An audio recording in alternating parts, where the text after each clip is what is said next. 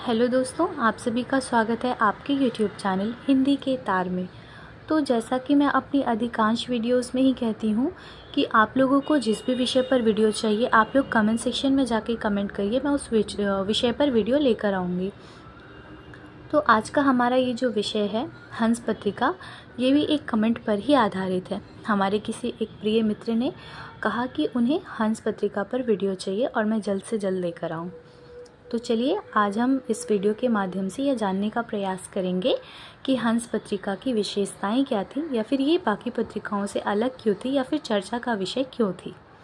ठीक है, आइए चलिए इस वीडियो के माध्यम से इन सारे प्रश्नों का हल हम ढूंढेंगे।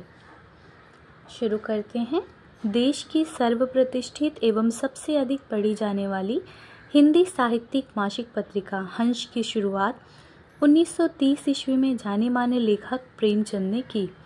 प्रथम पंक्ति से ही ये स्पष्ट हो गया होगा कि जो हंस पत्रिका थी यह एक मासिक पत्रिका थी और इसकी शुरुआत 1930 ईस्वी में हुई। और किसने किया? मुंशी प्रेमचंद ने। आगे बढ़ते हैं। प्रेमचंद ही हंस के प्रथम संपादक भी बने। आमतौर पर यह एक कथा पत्रिका थी, पर अपने सशक्त लेखों द्वारा हंस ने उस समय के बहुत से महत्वपूर्ण और क्रांतिकारी मुद्दों को उजागर किया।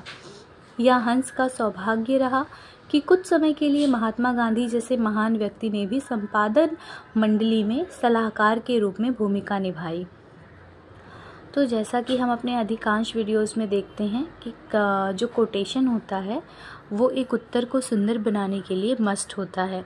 तो इसमें भी एक कोटेशन है। आप लोग कोशिश करिएगा कि ऐसे कोटेशन प्रत्येक उत्तर में डालें, क्योंकि परीक्षाओं में कोटेशन पर ही ज़्यादा करके शिक्षक आपको नंबर देते हैं या आपको उत्तर आकर्षक लगता है। कोटेशन क्या है इसका? भारत ने शांतिमय समर की भेरी बजा दी है।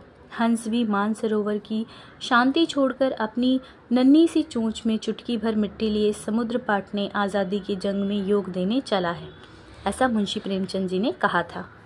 हंस मासिक पत्रिका के प्रकाशन के साथ ही साहित्यिक पत्रिकाओं के एक नए युग का सूत्रपात हुआ।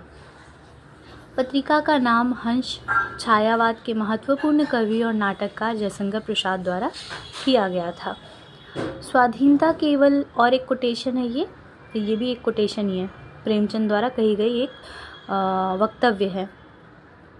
स्वाधीनता केवल मन की एक वृत्ति है। इस स्वाधीनता पर आज़ाद भारत में कम खतरे नहीं हैं। हंस लोकतंत्र और खास करके विचारों के लोकतंत्र पर आने वाले इन खतरों की पहचान करता है और इनका पुरजोर विरोध करता है। यकीनन हंस आंदोलन धर्मी है, ऐसा मुंशी प्रेमचंद जी ने कहा था। आज हंस को हिंदी की धरोहर माना जाता है। इस समय के अनेक स्थापित लेखकों ने अपनी लेखन यात्रा शुरू की। देश की उच्चतम और बेहतरीन हिंदी साहित्यिक कृतियाँ जैसे कहानी, कविताएं, गज़ल, लघु कथा, लेख, समीक्षाएं, पत्र इत्यादि इसमें छपते थे। हिंदी साहित्य और समाज से जुड़े अनेक प्रासंगिक और महत्वपूर्ण मुद्दों पर बहस विमर्श की शुरुआत हंस से ही हुई, जिनके प्रभाव से इस क्षेत्र में अनेक सकारात्मक बदलाव भी आए।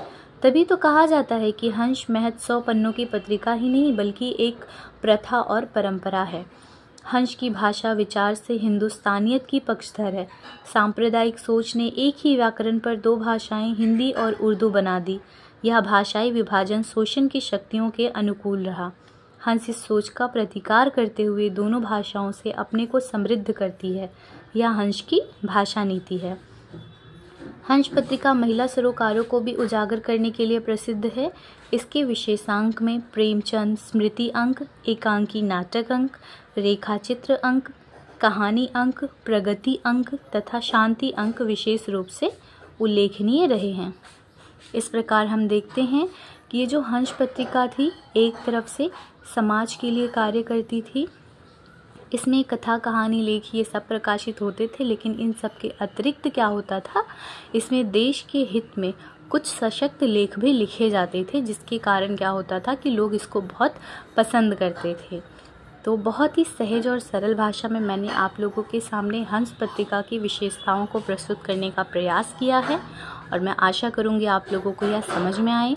बात रही हंस पत्रिका के भाषा नीति की, तो इसकी जो भाषा नीति थी, आप लोगों को पता है मुंशी प्रेमचंद किसी एक भाषा के समर्थक नहीं थे। वे हिंदी और उर्दू दोनों को समान समझते थे और इसके संपादक भी वही हुआ करते थे एक समय में। इसीलिए इसकी भाषा नीति भी दोनों भाषाओं को लेकर चलती थी या किसी एक भाषा को विशेष महत्व नहीं देती थी।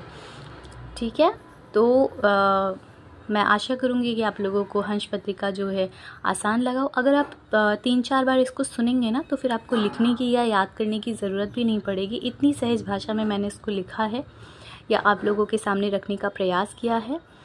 तो अभी हम मिलते हैं अपनी नेक्स्ट वीडियो में। Thank you.